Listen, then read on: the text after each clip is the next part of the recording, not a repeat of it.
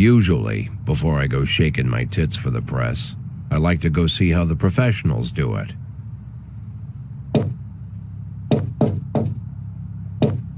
Some might say the chief of police has no business in an institution like this, but in fact it's the quietest and safest place in town.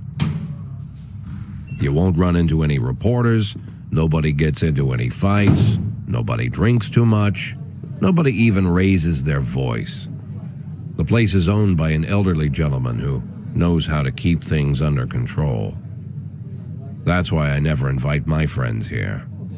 I wanted to make an exception for my 60th birthday, but most of my colleagues are young enough to be my sons, and they'd rather just hire prostitutes. Why stare at some boobs when you can take the whole package for yourself? But there's none of that in our club. Even looking too long is considered indecent. You can get an occasional glimpse, like by accident. The rest of the time you just pretend that you're immersed in conversation, or just come by for a drink. Doesn't mean these gentlemen wouldn't want their bald heads smothered in tits. It's just that nobody says it out loud. My younger colleagues might call it hypocrisy, but I call it the good old-fashioned manners. Good manners and leave the rest unsaid. She agrees to unbutton her blouse, and we agree not to pay too much attention. The girls are on a quiet prowl, too. They're looking for a way out of their cramped rooms. Maybe make friends with some wealthy patron with a pacemaker and dentures. Everybody wants something. But we have to control ourselves, or we'll all turn into libertines and prostitutes. Hell, if there weren't any rules, I'd be belching and farting, jumping up on the table, arms held high, yelling, "Shake it, baby!"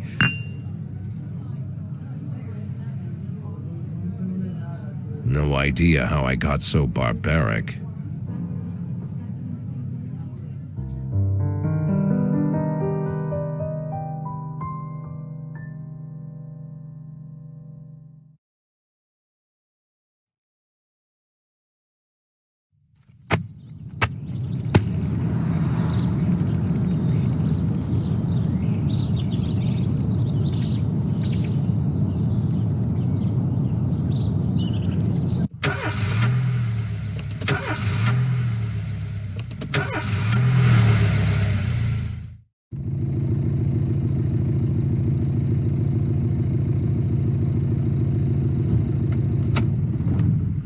When I was a kid, my father sometimes told me at bedtime that if I closed my eyes and didn't open them for a long time, all the demons would blow away.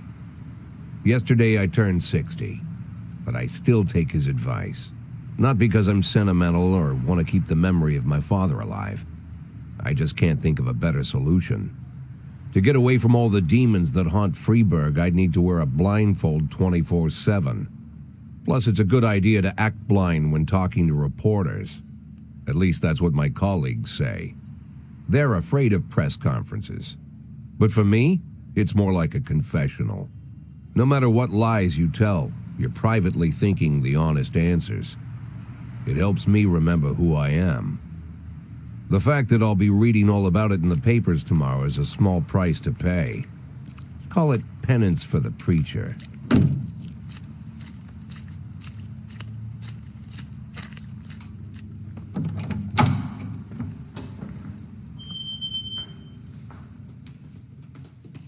This is the first time I'm afraid of those answers my mind has given me. Not because I'm mad I'm losing my job. Though it's true, I'm mad as hell. Not because I subconsciously blame everyone else. Though I damn sure do blame them. And don't even ask me what my next move is. I can't imagine. But even that doesn't scare me. The worst thing is, I know I'm gonna have to do something. And I'll be damned if I know how far I'll go. I may have a lot of vices, but predictability isn't one of them.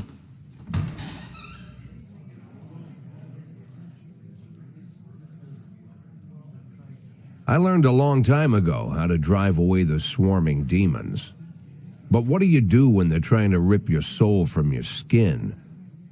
Shutting my eyes tight as I can. The best solution remains the same: play blind. I just hope the reporters think I was blinded by the camera flash.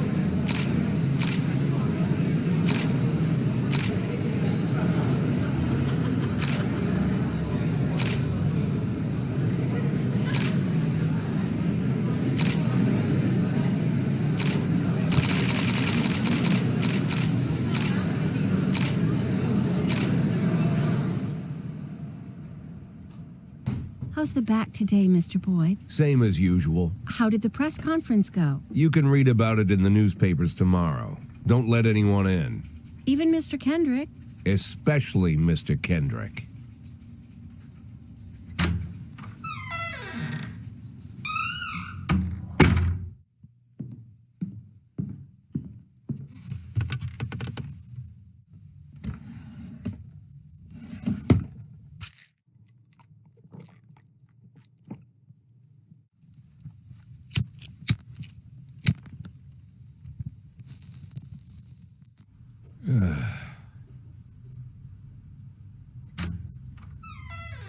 As soon as I heard the door creak, I knew what face I'd see.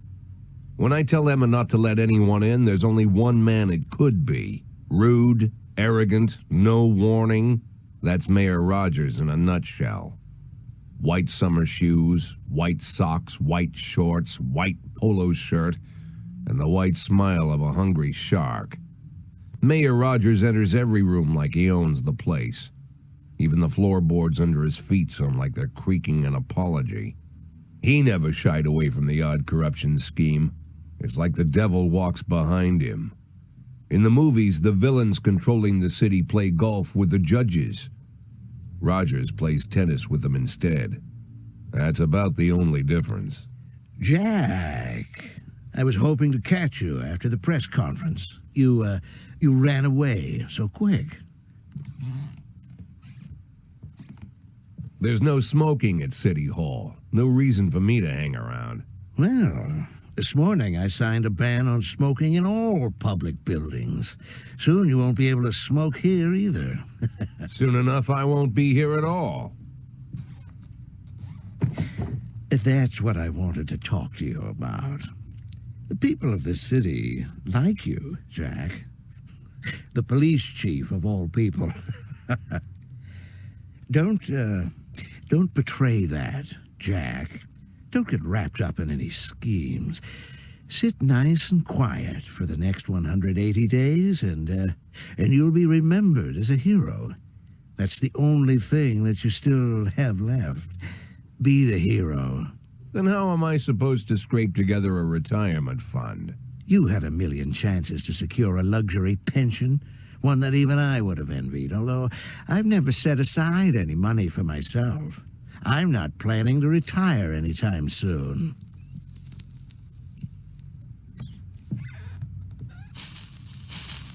"180 days of quiet, Jack. That's all I need. I don't have any problems with you, and you won't have any problems with me. I have a new assistant, Troy Starr. If you have something to tell me, call him. But try not to bother him. He's a busy man." I'll do my best. "And quit smoking up the office. One of my friends will be using it soon."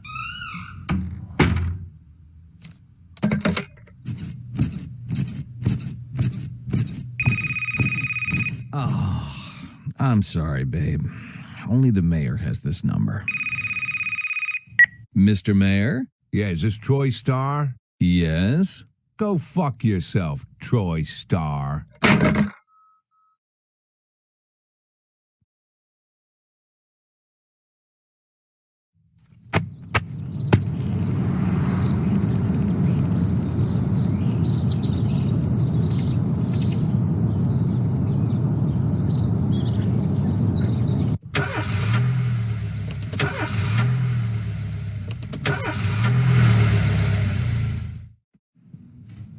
Cops don't use the police station cafeteria anymore. There's some kind of stigma against sitting shoulder to shoulder with your partners.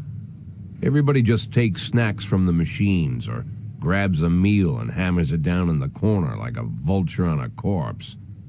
The main thing? Don't look into anyone's eyes. Could be construed as an invitation to sit together.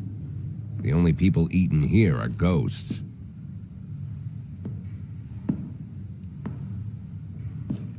My deputy, Francis Kendrick. He recently became one of those ghosts. The subject of one of the most devastating corruption scandals in the history of Freeburg. No evidence to support the accusations, but everyone knows Kendrick's days are numbered. I need that file I asked for. Needs to be ready tonight. Francis didn't say anything, but I understood. Ghosts aren't supposed to talk. Besides, I got a feeling he was already finished.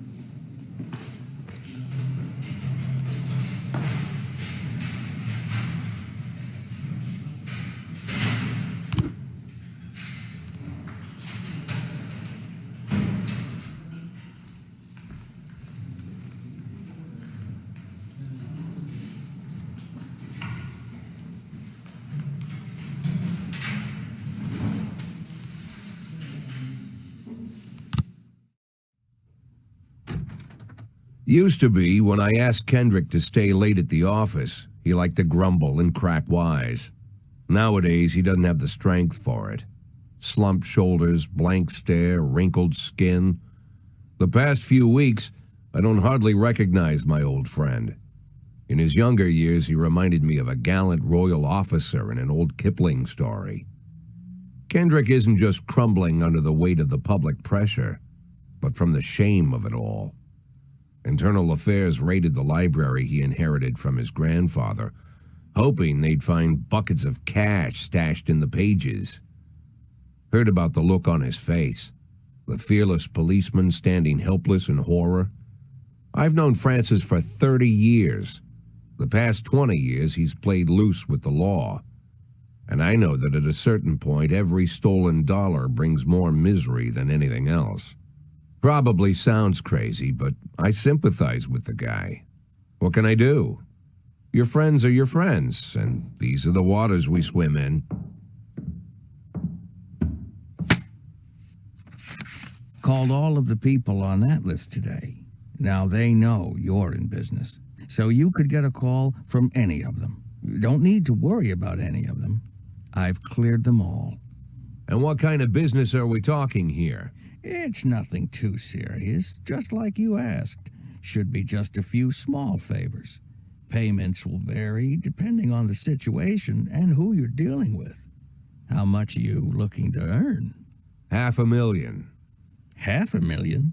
Why not a whole million? Because everybody wants to take $1 million. Figured I'd try something different. $500,000 in 180 days?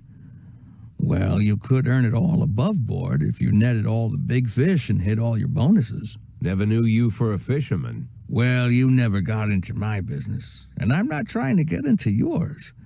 But be careful about bringing in any other cops. Sooner or later, they'll put the finger on you. And one more thing, Jack. I remember what you said, but I should probably add one more name to that list. Christopher Sand.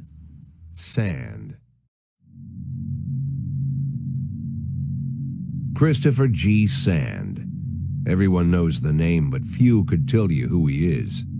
The old man stays away from the spotlight. Always wears old-fashioned jeans and knitted sweaters. Gives to charity. Rarely attends social events. An avid hunter, I hear. Even dabbles in poetry. You'd never guess he's the head of the oldest and most powerful gang in the city. Goes back as far as his great-grandfather. And Sand is strict about following the old rules. He rarely involves himself in commonplace murders and robberies. Hardly needs to intimidate anyone to get his point across. The people who work for him each have their sphere.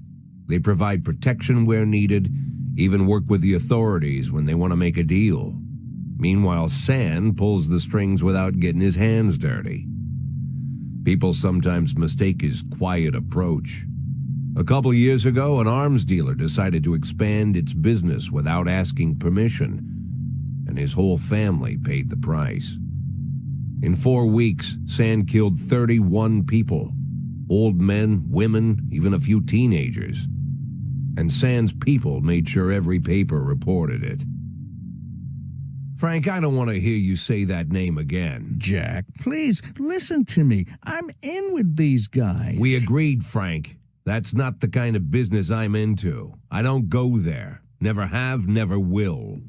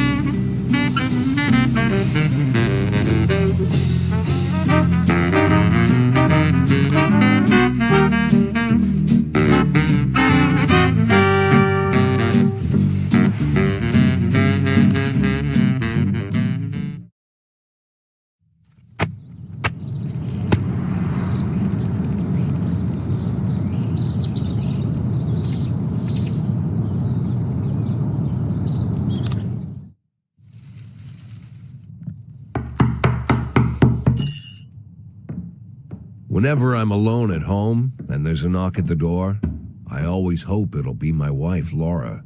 She's always forgetting her keys. Hello, my name is Steve, and you're Jack Boyd, is that right? To get to my front door, the Bible boys walked about a mile from the local bus stop, jumping over mud puddles and skirting a couple of landfills. Laura doesn't go in for religion either, but according to her, these brave lunatics with their fake smiles deserve at least a minute of attention. She patiently listens to them, asks them questions, regales them with pastries, and never once dropping a hint of condescension. When I watch her do it, I've got to admit it gets me. I'd have hugged those boys, sat with them on the porch and lit up a cigar. But a month after Laura left, all I could do was quietly ask them not to bother me. Today I'm a little rougher still.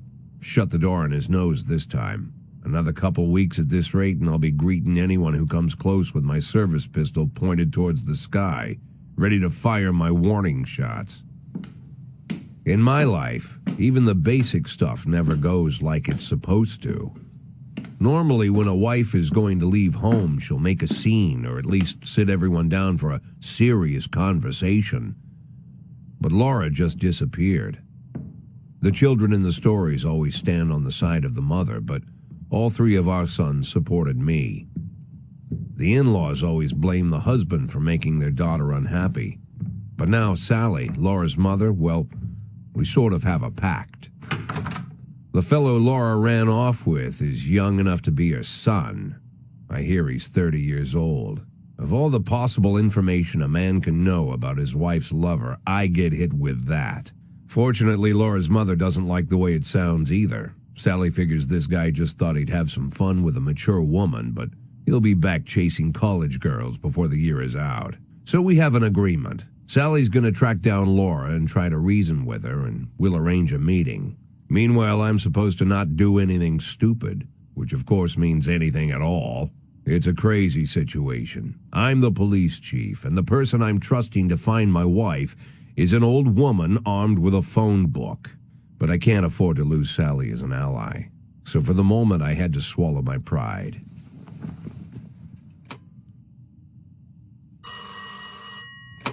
Hello. Mrs. Markham, this is Boyd. Oh, is there any news? That's what I wanted to ask you. Have you found anything? An address, phone number? Have you spoken to her? Don't worry, Jack. I've narrowed the range to 2 suspects, or whatever you like to say at your police building. At my police building, we find people faster than a funny old woman chirping on the phone with my wife's girlfriends. Oh, you're an old man, Jack. Come to your senses. They'd give us straight odds on the street. But I've got more energy, Jack. Maybe you think I'm a foolish old woman, but I go to my book club, argue with the girls about Byron, and it gives me energy. I talk to my dogs, and it gives me energy. And you have nothing, Jack. You don't even have a hobby. You got no passion. It's why Laura left you. Let's not go back into that, Sally. Find my wife, and we can discuss my hobbies later. I'm waiting for your call, and my patience is running thin. Laura, if you've stopped loving me, I'll let you go. I can't expect the impossible from you. Just don't let me die out here, okay?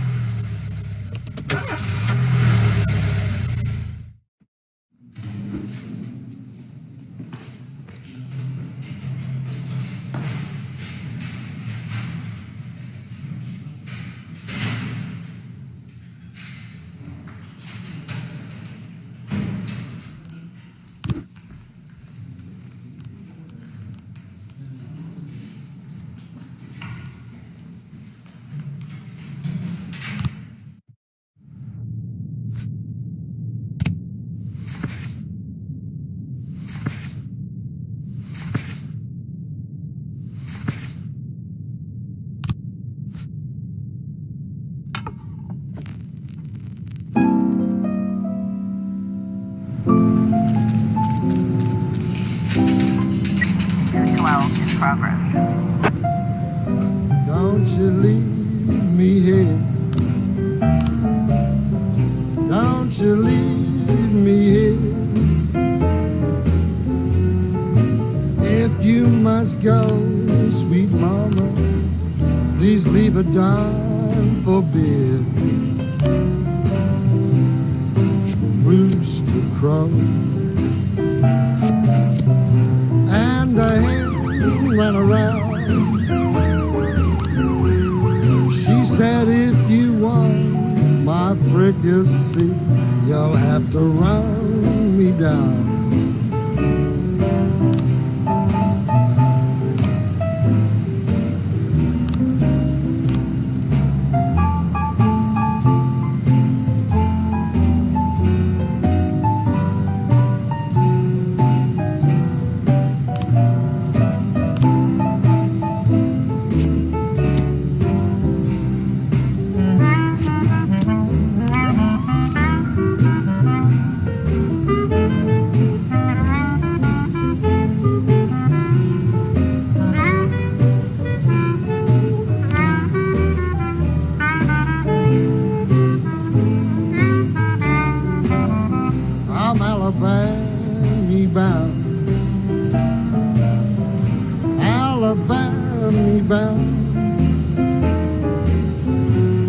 I followed you round from town to town. I'm Alabama bound. Don't you leave me here.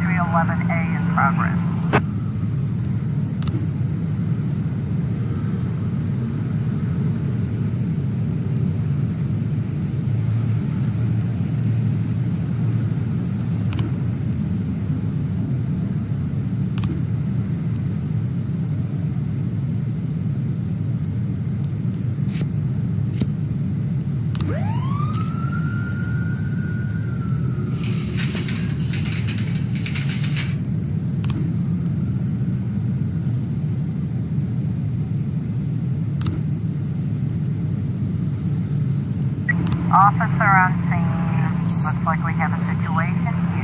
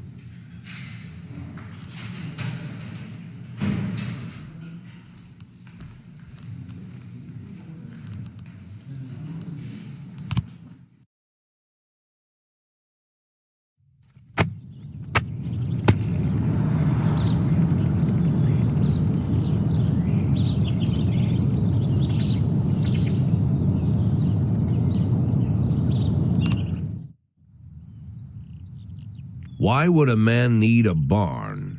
To store all the stuff you can't bring home. About 30 years ago, back when I was young and interested in farming, I carried all kinds of junk home. After a day in the field, I'd come home with buckets, shovels, dirty boots and clothes, and instantly transform the living room. But even back then, there's something I always kept in the barn.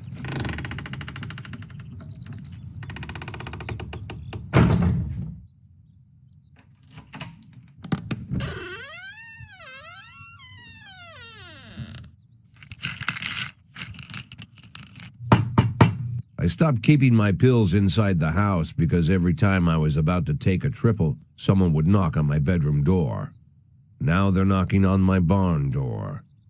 Well, fine. It's not every day that someone comes to visit your barn. In all the years we worked together, Kendrick never came to visit the house. We drank at bars, went fishing, went to the mountains, even chased off some poachers one time. But he never came for dinner with the family. We never watched football over here. And now he's brought his friends to visit my barn. I always try to look unsurprised, like it's an everyday thing to get visitors at the old barn, especially guests with their own personal bodyguards. But Kendrick is sharp enough to see he's caught me with my pants on backwards. Sorry for the surprise, Jack.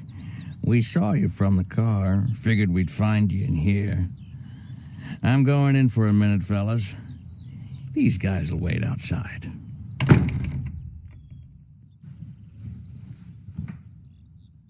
How long you been dating the lover boys? They're Sans people, Jack. Yeah.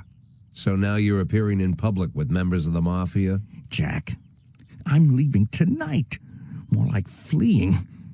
Jenny and I are taking the girls and making a run for it. Probably won't be seeing each other again. I've got new documents, a new name, a new life, everything new. The papers say you're still working your last week for the department. I've got to get out today. I won't be getting another chance. Don't know if you noticed, but the whole city is against me. You told your mafia friends about your plans. Jackie, if I don't fix everything with them in the next few hours, they're going to kill me. And not just me, my family, my relatives, God, Jack, I don't know who else. They found out that I was planning to run and they demanded that we close our contract today. Your contract, Frank? Really? Is that how you talk now? Maybe you should call in the lawyers to straighten all this out. Now is not the time, Jack, please. I have a commitment to them until the end of the year. They need an inside line at police headquarters. I can't just give them back the money. That's not how the mafia works. If I can't find someone I can trust tonight, I'm dead. You know me, Jack. I wouldn't ask you if I wasn't afraid they'd cut my daughters to pieces before sunrise. He's the damn fool who puts his daughters in the crosshairs in the first place. Anyone in my place would have dressed him down good. But I didn't want to pile it on. Fate's already got this guy's soul in the grinder.